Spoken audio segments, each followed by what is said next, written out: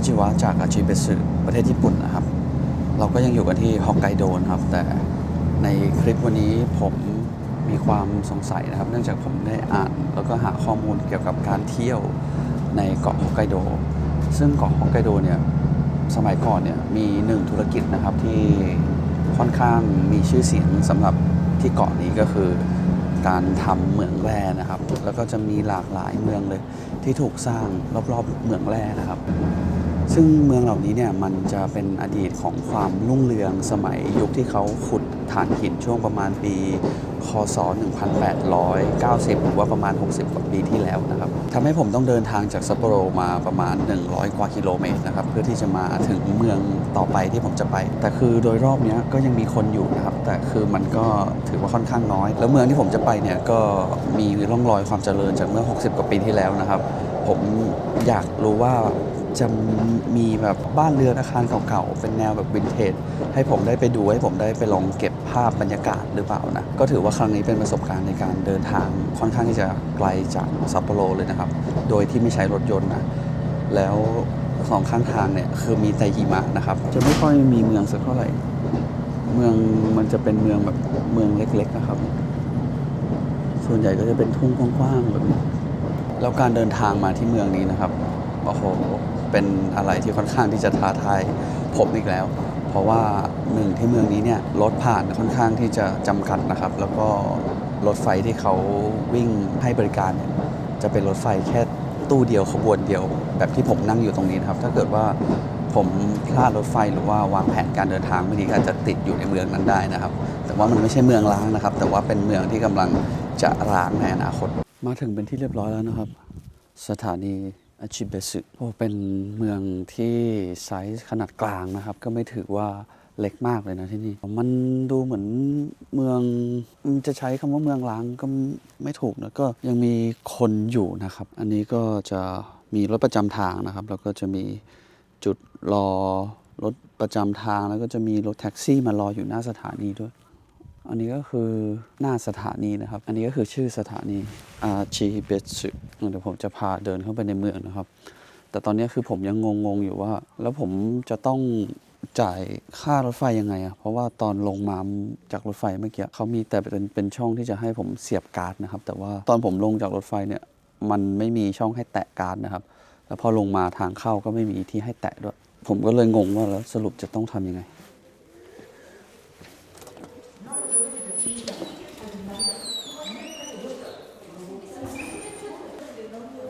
นี่เห็นไหมมีรถประจำทางนะครับหลายคันเลยแต่เราจะไม่ได้ขึ้นนะ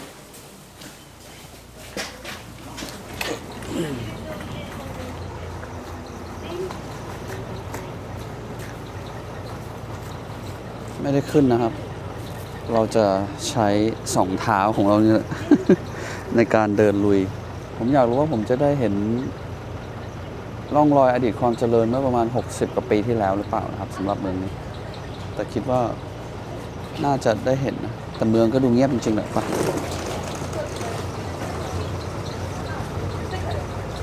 นี่ดูสิอันนี้ก็คือรถแท็กซี่นะครับโอ้โห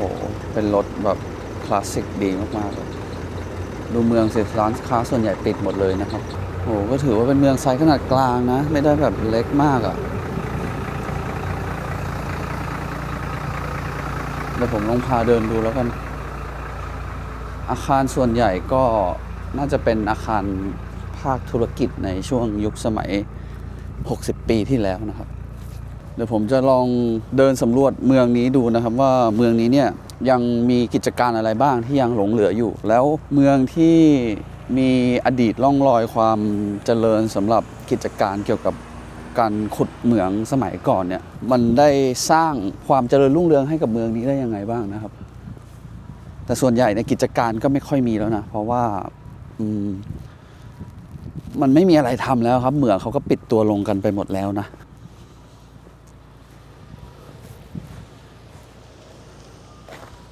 ผมบอกแล้วว่าไม่ใช่เมืองร้างนะครับยังมีคนอยู่แล้วก็ระบบการขนส่งในเมืองก็ถือว่ายังดีอยู่นะไม่ได้ถือว่าแย่แล้วแบบใช้ชีวิตอยู่ยากลำบากขนาดนั้นนะครับตรงนี้ก็เป็นสถานีรถไฟ JR นะครับอาชิเบสึ ก็ถือว่าเล็กพอสมควรนะครับเราจะเห็นรถแท็กซี่เนี่ยเขาก็จะมารอรับลูกค้านะครับช่วงเวลาที่มีรถไฟมารอบต่อไปเนี่ยจะเป็นรอบอีกประมาณ2 ชั่วโมงก็จะมีรถไฟมาใหม่ก็เป็นฟีลแบบเมืองต่างจังหวัดคล้ายๆกับในประเทศไทยอะไรอย่างนี้แต่ว่าเมืองที่นี่เขาก็ดูเจริญกว่าที่บ้านเรานะหมายถึงว่าอันนี้คือเมืองกลางหิมะเลยนะครับแต่ก็ยังโอ้โหผมได้ยินเสียงให้คนข้ามถนนแล้วรู้สึกหดหู่ว่าดูดินี่มันไม่มีคนเลยดูดิร้านค้ากิจการที่ว่างเต็มเลยเห็นไหม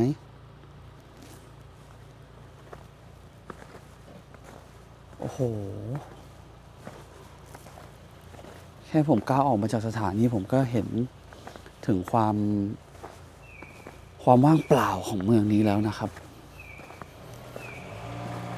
มันเงียบสงัดจนผมได้ยินเสียงเนี่ยเสียงข้ามถนนน่ะมันดังก้องกังวานมากเลยอะ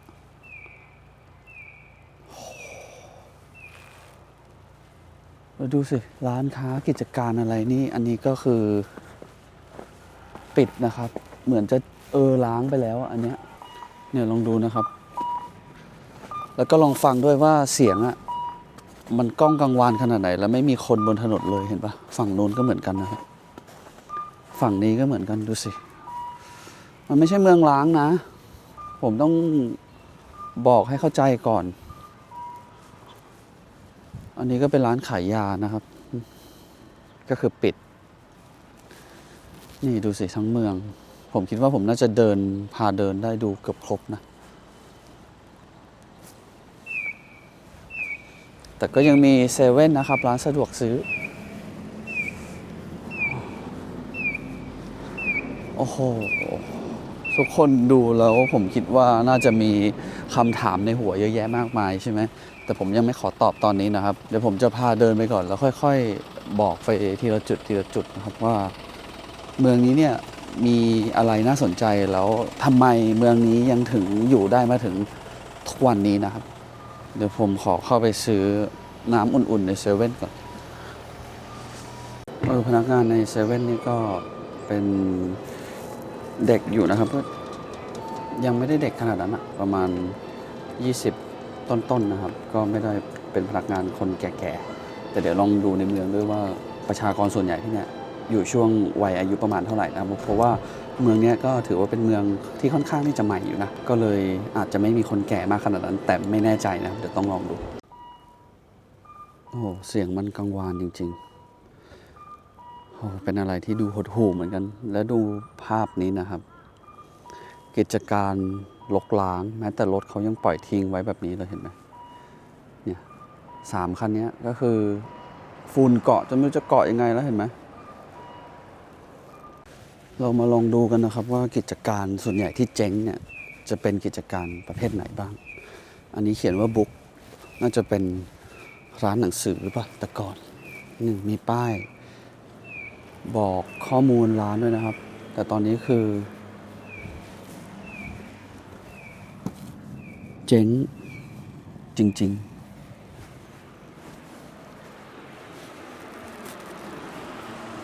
เรามาลองดูกันใกล้ๆนะครับอันนี้เป็นร้านอะไรนี่ก็เจ๊งแต่คือก็ยังมีจักรยานอยู่ด้านในด้วยนะผมก็งงนี่ดูรถสิเจ๊งไปเลยก็คือไม่มีเจ้าของแล้วนะครับแบบนี้เดี๋ยวผมลองพาเดินดูในยุคปัจจุบันก่อนแล้วกันนะครับว่าช่วงนี้เนี่ยกิจการที่ประชาชนที่เขายังใช้ชีวิตกันอยู่ในนี้จะเป็นกิจการประเภทไหนแล้วผมต้องบอกเลยว่ากว่าที่เราจะเข้าเมืองใหญ่ได้เนี่ยใช้เวลาค่อนข้างนานนะครับมันต้องวางแผนค่อนข้างดีเพราะว่ารถไฟวันหนึ่งมีไม่กี่รอบนะครับเดินแล้วมันก็ดูแบบ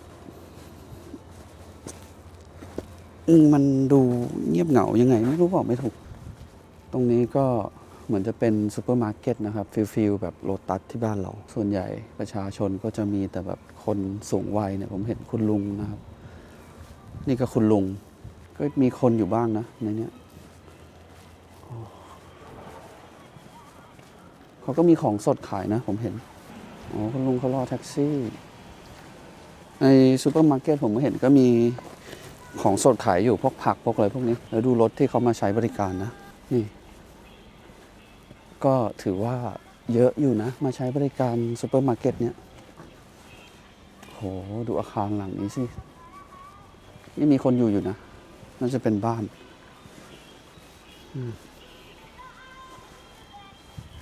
โอ้โหเมืองที่นี่มันไม่เหมือนญี่ปุ่นเลยเนาะเหมือนแบบเหมือนเมืองในยุโรปนิดๆอะบอกไม่ถูกเลยโอ้โหแล้วเขาก็มีเสียงตามสายแบบนี้ด้วยนะมันก็ค่อนข้างที่จะมันดูหลอนๆดีเหมือนกันมันไม่ใช่หลอนน่ากลัวเลยนะแต่คือมันเงียบอะดูดินี่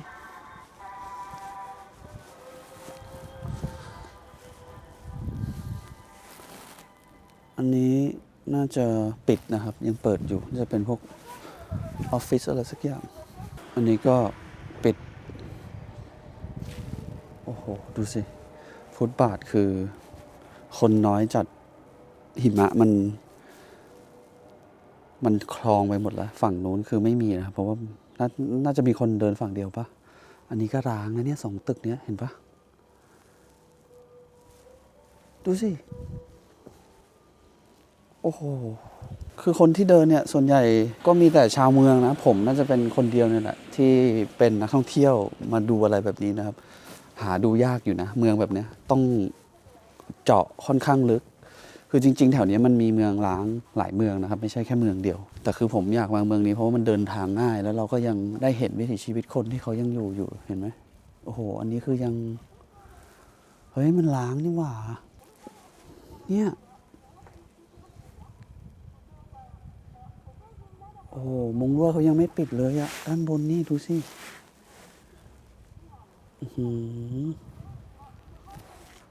อันนี้ก็คือล้างจริงกิจการเขาไม่รู้ว่าจะทำไปแบบไปขายใครอะเนาะคนก็ไม่มีแล้วยิ่งตึกนี้นะดูสิคือทั้งตึกเลยนะครับแต่ก่อนน่าจะเป็นอาคารสำนักงานนะแต่ตอนนี้คือโอ้โหเจ๊งทั้งตึกไหมอะเหมือนจะเจ๊งปะเอ๊ะหรือว่ามีไหนดูสิเนี่ยข้างบนก็จะมีเศษกระดาษเศษอะไรอยู่นะแต่มันดูเหมือนไม่มีคนใช้อะคือผมก็พยายามดูอยู่นะผมก็มีคำถามหลายๆอย่างว่าสรุปแล้วเขาเจ๊งหรือว่าเขาเปิดอยู่หรือว่าเขายังไงอะไรแต่เหมือนจะตึกร้างนะครับเพราะว่าด้านหน้าเนี่ยถ้าเกิดว่ามันเปิดอยู่นะปกติหิมะน่าจะไม่ได้แบบนี้อ่ะคือมันไม่มีรอยเท้าคนเดินเข้าไปเลยอ่ะเราต้องสังเกตหลายๆอย่างนะครับอันนี้ลองดูว่าถ้าเกิดว่าเขาเปิดอยู่นะโอ้ข้างในไม่มีอะไรไปแล้วเจ๊งดูดิเจ๊งจริงๆเนี่ยโอ้โหเสียดายอาคารอะ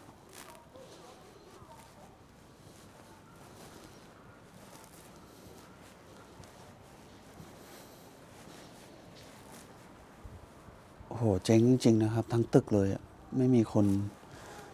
คนใช้เป็นสำนักงานด้วยแล้วก็ยังมีตู้โทรศัพท์นะครับแต่ว่าโทรศัพท์เนี่ยไม่มีแล้วลองเปิดดูซิเปิดได้ไหมโอ้เปิดได้ด้วยอะดูดิแต่ก็มีคนเขาอยู่ปนๆไปกับพวกตึกที่มันล้างๆอะนะครับคือก่อนหน้านี้เนี่ยที่เมืองนี้นะครับมีประชากรช่วงยุคทองของเขาเนี่ยประมาณ 70,000 คนเลยนะแต่ว่าตอนนี้เนี่ยประชากรที่เขาอัปเดตครั้งล่าสุดตอนปี 2020 นะครับมีเหลืออยู่ประมาณ 12,000 คนนะทั้งเมืองนี้แต่ตอนนี้ปี 2025 5 ปีแล้วก็ยังไม่ได้มีข้อมูลอัปเดตว่าเท่าไหร่นะครับถ้าเกิดว่าถามภาครัฐของเมืองเนี่ยเราก็น่าจะได้คำตอบอยู่หรือไม่ก็ต้องถามประชาชนที่เขาอยู่ที่เมืองนี้ว่าตอนนี้มีประชาชนเนี่ยอยู่ประมาณเท่าไหร่ โหนี่ขนาดผมยังไม่ได้เดินไปไหนไกลจากสถานีเลยนะ อยู่แค่แถวๆเนี้ยเนี่ยแล้วก็มีรถ โอ้โห นี่ก็เป็นรถที่ไม่มีเจ้าของไปแล้ว ดูสิ เห็นไหมไม่มีใครออกมาเลยนะครับ มีแต่รอยเท้าเหมือนเป็นรอยเท้าแมว โอ้โห แล้วตึกนี้ก็คือ ตึกนี้น่าจะเป็นร้านอาหาร อันนี้ยังมีคนอยู่นะครับ อันนี้เป็นร้านอาหาร แต่ว่าตึกนี้สิ อันนี้เคยเป็นอะไรอ่ะน่าจะเป็นสำนักงานเหมือนกัน เห็นว่ามีชื่ออยู่โคกามิบิลดิ้งแล้วรถที่นี่เขาก็ยังใช้กันแบบดูคลาสสิกอยู่นะครับ อันนี้น่าจะมีคนอยู่นะครับยังไม่ได้ล้างตึกนี้ก็น่าจะเป็นตึกเหมือนจะเป็นร้านอาหารหรือไม่ก็พวกเอนเตอร์เทนเมนต์ต่างๆนะครับโอ้ดูลำบากอะไม่รู้ว่ามีคนอยู่เห็นไฟเขาเยอะมีหรือไม่มีวันนี้โอ้โหน่าจะไม่มีแล้วนะหลังนี้ที่ญี่ปุ่นนะครับดูลำบากว่าหลังไหนมันล้างหรือว่ามันไม่ล้างเพราะบางหลังเขาก็ย้ายออกไปก็มีโดยที่ไม่เอาของเขาไปด้วยนะครับวันนี้ร้านเครื่องเขียนอันนี้ก็น่าจะเปิดอยู่นะเดี๋ยวผมลองเดินไปฝั่งโน้นดูบ้างเป็นเมืองไซส์ขนาดกลางที่จะบอกว่าไงดีเดี๋ยวผมก็จะถ่ายให้ดูโดยรวมนะครับโดยที่ไม่ได้เจาะจงไปเฉพาะบ้านเมืองที่มันร้างๆนะครับเดี๋ยวจะหาว่าผมเลือกแต่ถ่ายที่มันแบบล้างๆไม่มีคนอยู่ก็คืออยากจะให้เห็นภาพเมืองโดยรวมเลยว่าที่เมืองนี้คนเขาอยู่กันเนี่ยเขาอยู่กันยังไงอ่ะเพราะว่าส่วนใหญ่ที่ผมเห็นนะเหมือนจะมีรถกันทุกคนนะครับคนที่เดินก็มีแต่ส่วนใหญ่จะเป็นแบบเหมือนเป็นคนแก่เห็นตรงนี้ไหมตรงนี้คือเหมือนเป็นอะไรนะสวนเดี๋ยวพาไปดูสวนสิเป็นเหมือนสวนสาธารณะของเมืองนะครับเห็นไหมแต่ไฟแดงเขาก็ยังใช้อยู่นะเห็นปะนี่ต้องกดไหมนี่สำหรับคนพิการ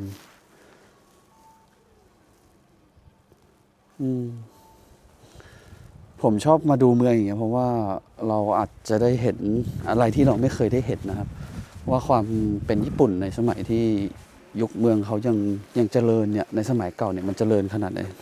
อันนี้เป็นสวนสาธารณะนะลองดูนะครับว่าล่องรอยโอ้โห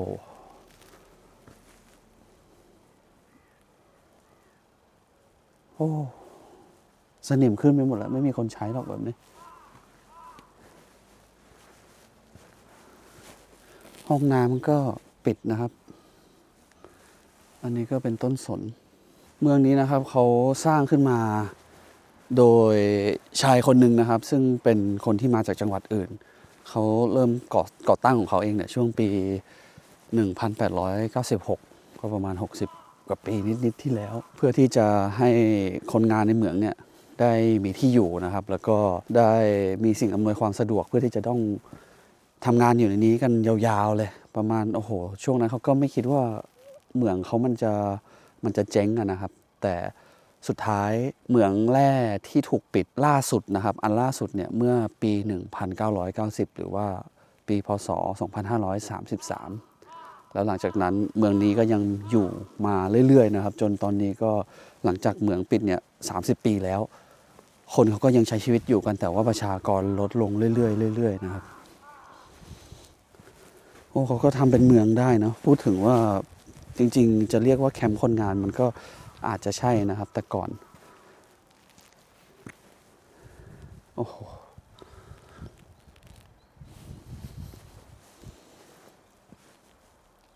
บ้านเรือนอาคารที่มันล้างเนี่ยเยอะมากเลยนะผมก็จะให้พาดูก่อนว่ากิจการในยุคสมัยก่อนเนี่ยมันมีอะไรเมื่อกี้ที่เราเห็นก็จะมี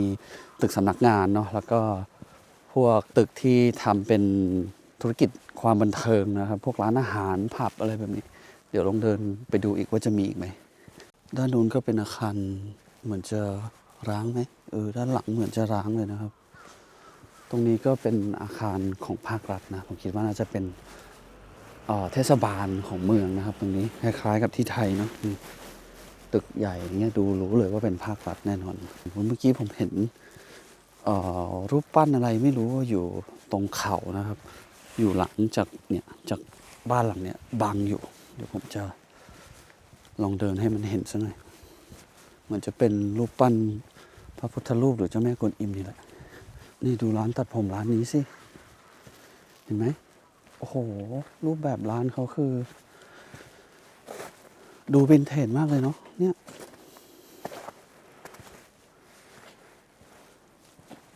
แต่ว่าปิดไปแล้วนะครับไม่ได้เปิดเห็นไหมคนที่ใช้ชีวิตส่วนใหญ่ก็จะเป็นชาวสูงวัยนะครับ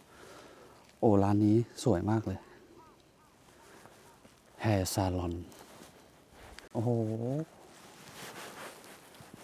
บ้านเขาสวยเนาะแต่คือดูดิไม่มี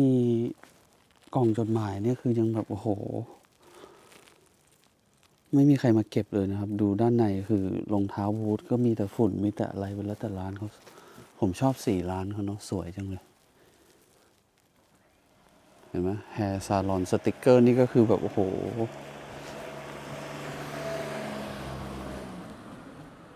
มันลอกออกไปหมดแล้วอะเห็นว่าดูถังด้านในเนี่ยคือมันหยักใยมันขึ้นใบไม้มันเข้าไปถึงข้างในได้นะผมมองเห็นใยแมงมุมเลยอะตรงนี้ก็เป็นบริษัทที่รับทำเกี่ยวกับอสังหานะครับแต่คือไม่มีคนอยู่ไปซะแล้วดูบันไดสิถ้ามีคนอยู่มันคงจะไม่รกอะไรขนาดนี้นะเห็นไหมกล่องจดหมายก็ยังไม่มีใครมาเก็บเลยแต่โซนแถวนี้เหมือนจะเป็นโซนที่ชาวบ้านเขาอยู่กันนะครับไม่ได้เป็นกิจการสักเท่าไหร่ถ้ากิจการเนี่ยจะอยู่โซนด้านหลังที่ผมพาเดินดูที่มีตึกร้างตรงนั้นนะครับแต่เดี๋ยวผมลองเดินวนรอบดูก่อนเมืองนี้น่าสนใจมากเลยผมคิดว่าบ้านแต่ละหลังเนี่ยราคาอาจจะไม่ได้แพงเลยนะเพราะว่าเมืองมันไม่มีอุตสาหกรรมอะไรให้แบบให้คนเขาย้ายเข้ามานะครับนี่ดูสิโอ้โหแต่ละหลังคือมันก็มีทั้งบ้านล้างบ้างรวมกับบ้านที่คนอยู่นะครับแล้วดูทางเดินในซอยนี้นะ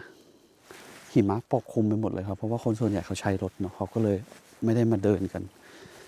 แต่ถ้าทางเดินถนนใหญ่เนี่ยมันก็ยังมีทางให้เดินอยู่แบบนี้โอ้โหนี่ก็บ้านร้างอ่ะโอ้โหหลังใหญ่มากล้างปะวะน่าจะไม่ล้างนะเห็นรอยเท้าคนอยู่รถบรรทุกด้านหน้านี้ก็เหมือนจะขนของย้ายออกจากบ้านนะครับน่าจะย้ายบ้านกันเนี่ยผมคิดว่าบ้านหลังนี้น่าจะล้างแหละหรือเปล่านะแต่มีรอยเท้าคนอยู่นะแต่ดูร่องรอยแล้วเหมือนแบบ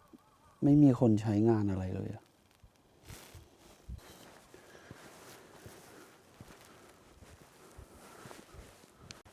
หลังนี้ร้างจริงครับไม่มีคนเลย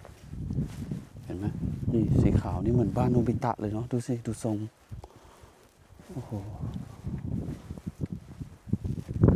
หลังใหญ่อยู่นะแต่ไม่มีคนอยู่ไปแล้วครับเดี๋ยวผมจะพาไปดูใกล้ๆนะครับเราส่องได้นะแต่ว่าก็เข้าไปไม่ได้นะครับดูได้แต่ด้านนอกโอ้โหสวยเนาะดูสิทรงเหมือนบ้านโนบิตะเปียบเลยเห็นไหมโอ้ถ้าอย่างนี้เขาขายหลังประมาณเท่าไหร่นะผมคิดว่าน่าจะไม่แพงดูสิถ้าเกิดมีคนอยู่นะรอยเท้าตรงหิมะน่าจะมีนะครับแต่นี่คือบ้านก็น่าจะผุไปเยอะแล้วแหละข้างในนะแต่คนที่นี่นะผมสังเกตอยู่อย่างหนึ่งนะครับคือเวลาเขาย้ายบ้านเขาจะไม่ค่อยเอาของไปด้วยก็คือปล่อยให้มันเหมือนข้างในมีคนอยู่เหมือนไปต่างจังหวัดแต่จริงๆแล้วคือเขาย้ายไปแล้วนะครับแปลกเหมือนกันว่าทำไมคนญี่ปุ่นเป็นแบบนี้ผมต้องบอกก่อนเลยว่าเมืองนี้เนี่ยมันไม่ใช่เมืองล้างโดยสมบูรณ์แบบนะครับแล้วก็ไม่ใช่เมืองที่มีแต่คนแก่ด้วยแต่คือมันเป็นเมืองที่กำลังจะหายไปเพราะว่ามันไม่มีธุรกิจอะไรให้ประชากรเขาไ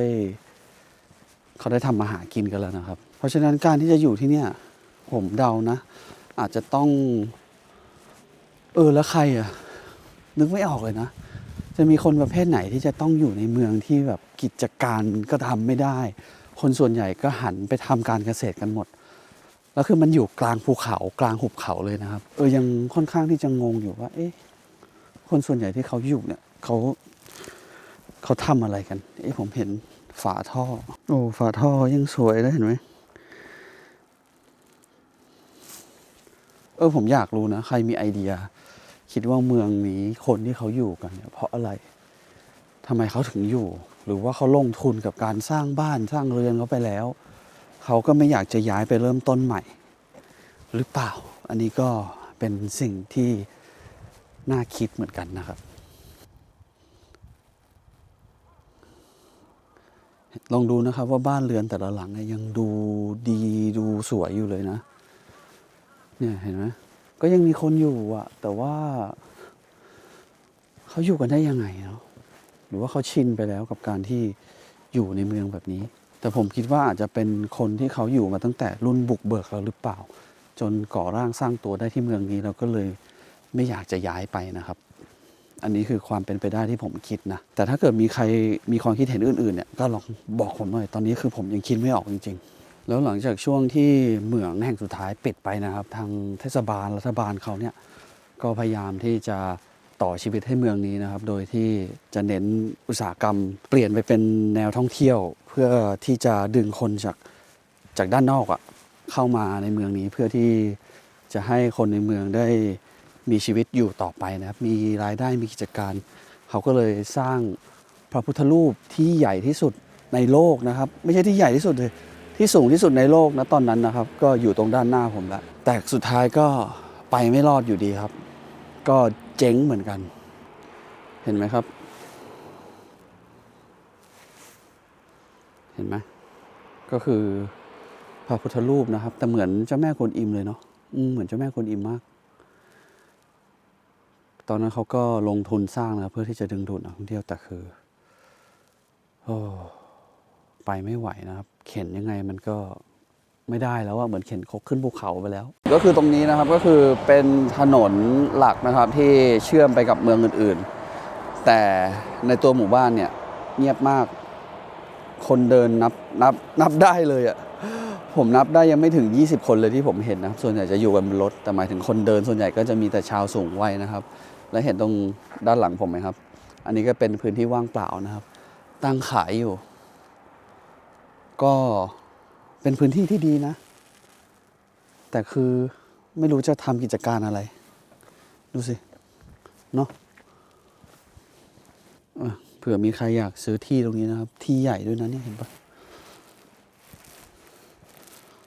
โอ้เสียดายเมืองเนาะบอกเลยว่าเสียดายมากผมเห็นแล้วผมก็เสียดายผมจะบอกยังไงดีว่าเมืองนี้มันเป็นเมืองที่ถูกก่อสร้างมาเพื่อเฉพาะกิจแต่มันไม่ได้เหมือนเมืองอื่นๆที่ผมเคยไปเหมือนอย่างโทโตริเนี่ยคือเป็นเมืองที่เขาอยู่มาตั้งแต่รุ่นพ่อรุ่นแม่รุ่นยายจนสุดท้ายเหมือนจะไม่มีคนมาสานต่อแต่ว่าที่นี่เป็นเมืองที่คนเขาย้ายออกเพราะว่าเขาอยู่ไม่ได้เพราะมันไม่มีงานไม่มีการให้ทำนะครับก็เลยกลายเป็นกึ่งเมืองล้างแต่ก็ยังไม่ล้างเจ้าแม่กวนอิมตรงนี้ยังไม่มีใครไปเที่ยวเลยนะครับดูสิ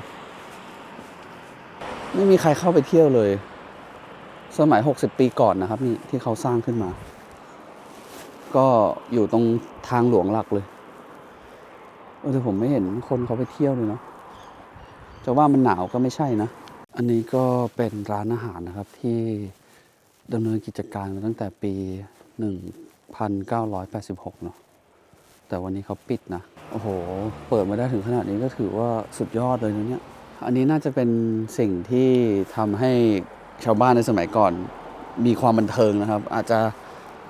ขายเหล้าขายอะไรอย่างนี้ด้วยนะแต่ผมเห็นเมนูเขาเนี่ยมีเป็นภาษาอังกฤษด้วยนะราคาก็ไม่ได้แพงนะครับประมาณ 2,600 เยนไม่รู้ว่าเป็นเซตอาหารหรือเปล่าลองดูนะครับถ้าบ้านไหนมีคนอยู่จะมีรอยเท้าคนเยอะๆแบบนี้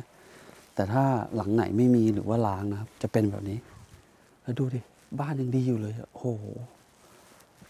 ถ้าขายแบบนี้ราคาน่าจะไม่แพงแต่ว่าไม่มีคนอยู่หรอก ผมคิดว่าก็น่าจะขายไม่ได้อะเพราะว่าก็ไม่รู้จะมาอยู่ทำไมเนาะแต่ซอยนี้คนอยู่เยอะนะเกือบทุกหลังเลยมีหลังนี้หลังเดียวที่ร้างนะครับที่นี่นะครับก็มีครบทั้งโรงพยาบาลโรงเรียนสถานีดับเพลิงนะครับด้านหน้านี่ก็คือหนึ่งในโรงเรียนนะครับโอ้โหดูผมจะให้ดูว่ามันวังเวงขนาดไหนเนี่ยเห็นไหมไม่มีรถเลยสักคันผมเลยอยากจะคุยกับชาวเมืองมากเลยอยากจะรู้ว่าผมมาเดินถ่ายแบบนี้ผมยังกลัวๆเขาจะคิดว่ามาทำอะไรหรือเปล่ามาเดินถ่ายแบบนี้แต่คือถ่ายได้นะครับผมก็เช็คข้อมูลมาแล้วแต่ถ้าเราเข้าไปในเขตเคหสถานเขาเนี่ยเข้าไม่ได้นะครับแล้วมันก็มีอีกเมืองหนึ่งตอนแรกผมจะไปเป็นเมืองร้างไปเลยครับเป็นเมืองร้างจากการทำเหมืองแร่เหมือนกันแต่นั้นคือร้างแบบร้างเป็นป่าไปเลยอะแต่คือมันเข้าไปไม่ได้นะถ้าเกิดเข้าไปจะต้องเดินเข้าป่าแล้วลุยหิมะผมก็เลยไม่เอากลัวครับผิดกฎหมายเดี๋ยวเราจะซวยเดี๋ยวเราจะมาญี่ปุ่นไม่ได้นี่สนามโรงเรียนนะกว้างมากโอ้โหเห็นโรงเรียนไหมตรงนู้นอะใหญ่มากเลยโรงเรียนอันนี้ก็เป็นบ้านร้างนะครับเห็นไหมด้านหน้านี่คือรากไม้มันขึ้นไปหมดแล้วโอ้เดินดูก็เพลินนะครับบอกเลยแต่รู้สึกว่าเหมือนที่อยู่อาศัยเนี่ยจะเยอะกว่าสถานบันเทิงหรือว่าร้านอาหารนะผมยังไม่ค่อยเห็นเลยพวกร้านอาหารอะไรพวกนี้เนี่ยส่วนใหญ่บ้านคือไม่มีคนอยู่ไปหมดแล้วนะส่วนใหญ่นะอ๋อนี่ก็เป็นน่าจะเป็นร้านอะไรสักอย่างนี่สีฟ้าๆนี่แต่ผังเมืองเขาดีนะเอาจริงๆคือเดินทะลุกันได้หมดเลยอ่ะมันจะไม่มีซอยตันสักเท่าไหร่ผมลองเดินไปดูซิอ๋อแต่หลังนี้มีคนอยู่นะไม่ได้ล้างล้างเปล่าวะแต่ก็ไม่มีรอยล้อรถเลยนะเนี่ยแต่บ้านดูเป็นทรงแบบเหมือนยุคสมัยโดราเอมอนแบบนี้เยอะนะครับเวลาผมเดินมาใกล้ทางแยกแบบนี้นะครับมันดูโหดูเหงาดูโอ้ยดูเหงาบอกไม่ถูกอะแล้วมันก็มีเสียงตามสายก็ยังเปิดเพลงแบบเพลงเก่าๆนะครับมันได้บรรยากาศมากๆเลยนะนี่ก็ร้างนะครับโหร้างเยอะเลยกิจการแทบไม่มีอะไรเปิดเลยนะครับตอนนี้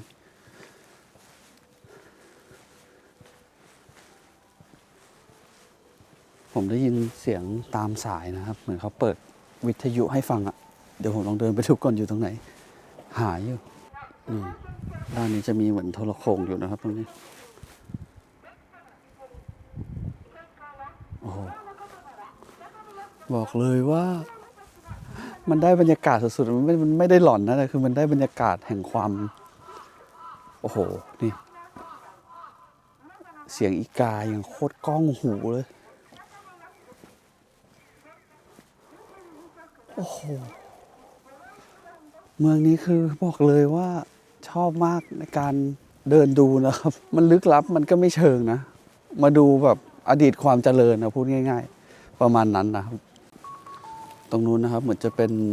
โซนร้านขายของอะไรพวกนี้นะตรงนี้ก็ด้วยโอ้ตรงนี้เป็นถนนหลักถนนใหญ่นะครับเหมือนแบบตึกกิจการอะไรพวกนี้แต่คือก็ปิดไปหมดแล้วอะ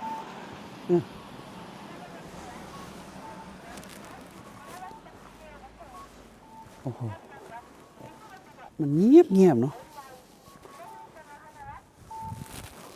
โอ้เงียบเกิน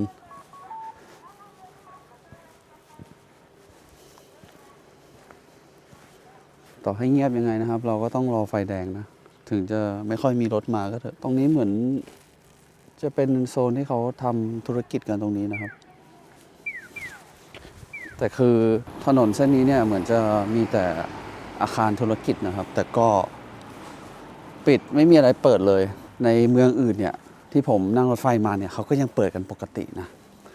แต่ที่นี่คือเงียบเชียบโอ้แล้วเพิ่งจะสังเกตเสาไฟเขาเห็นปะเขาจะมีทำเสาไฟเป็นแบบไม่ใช่เสาไฟสิโคมไฟเนี่ยเดินมาตั้งนานแล้วยังเพิ่งจะเห็นเนี่ยเห็นไหมทำซะสวยเชียวมันเป็นเหมือนเมืองการ์ตูนเมืองสร้างไว้ถ่ายหนังอะไรประมาณนั้นอะเหมือนแบบฉากในหนังให้เราได้มาดูนะครับแต่จริงๆแล้วมันเป็นเรื่องจริงนะเนี่ยมันก็มีความวินเทจในตัวมันเองอยู่นะเมืองเนี้ยเห็นไหมตึกต่างๆอาคารรูปทรงอะไรพวกนี้นะครับโอ้โหแถวนี้เนี่ยน่าจะเป็นโซนดำเนินธุรกิจทั้งนั้นเลยนะนี่ดู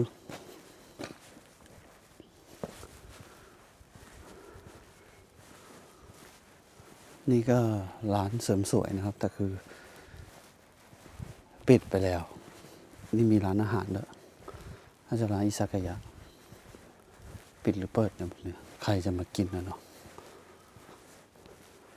โอ้ปิดกันไปหมดเลยอะตรงเนี้ยเนี่ยตรงนี้เหมือนจะเป็นร้านขายของชำด้วยนะเห็นปะมีตู้ขายบุหรี่แล้วก็ไม่มีคนไปซื้อไปกดเลยคุ้มค่าแก่การมาดูเหมือนกันนะครับความเจริญรุ่งเรืองต่างๆผมเดาได้เลยว่าซอยตรงนี้จะเป็นซอยที่เกี่ยวกับพวกอาหารทั้งนั้นเลยนะใช่เลยแต่คือเจ๊งไปหมดแล้วนะครับคิดว่ายังไงกันบ้างครับถ้าเกิดว่าให้เรามาอยู่ที่เมืองนี้ได้ซื้อบ้านราคาถูกแต่ว่าต้องอยู่ในสภาพแวดล้อมอย่างเงี้ยอยู่กันได้ไหมมันก็ท้าทายเหมือนกันนะไม่รู้ว่าจะอยู่ได้หรือเปล่านะครับแต่ก็สิ่งอำนวยความสะดวกเขาก็มีแต่ว่าร้านค้าน่าจะน้อยไปหน่อยแค่นั้นเองนี่ก็ร้านอาหารนะครับเปิดไหมเนี่ยแบบเนี้ยไม่รู้ว่าเปิดหรือเปล่าเนาะโอ้เงียบมากเลยตรงนี้สุดๆมาญี่ปุ่นครั้งนี้ผมบอกเลยว่าได้เห็นอะไรหลายๆอย่างที่ไม่ได้คาดคิดว่าจะเห็นด้วยนะครับเมืองแบบนี้มันเป็นเมืองที่เราควรจะมาดูมาศึกษาเอาไว้นะครับว่าผังเมืองบ้านเมืองของเขาสมัย60 ปีที่แล้วมันเป็นยังไงมันยังดูดีแล้วก็ยังดูใช้งานได้จริงๆอยู่เลยนะครับแต่ว่ามันแค่ไม่มีธุรกิจให้ประชาชนคนที่เขาอยู่ตั้งแต่ก่อร่างสร้างตัวมันไม่มีอะไรให้เขาทำไงมันก็เลยต้องเจ๊งนะครับแล้วคนที่เกิดตั้งแต่ยุคแรกๆที่เมืองนี้เพิ่งเกิดนะครับตอนนี้อายุก็น่าจะประมาณ60แล้ว65ประมาณนั้นพ่อแม่เขาก็น่าจะน่าจะไม่อยู่กันแล้วมันก็เลยกลายเป็นเมืองที่น่าจะเรียกว่าใกล้จะเป็นเมืองร้างในอนาคตก็ว่าได้ครับผมเดินดูแล้วสุดยอดจริงๆผมก็หวังว่าทุกคนจะชอบการที่ผมพามาดูเมืองที่มันถูกทิ้งร้างหรือว่าเมืองที่ใกล้จะเป็นเมืองร้างในอนาคตนะครับสำหรับวันนี้ผมต้องไปก่อนครับสวัสดีครับ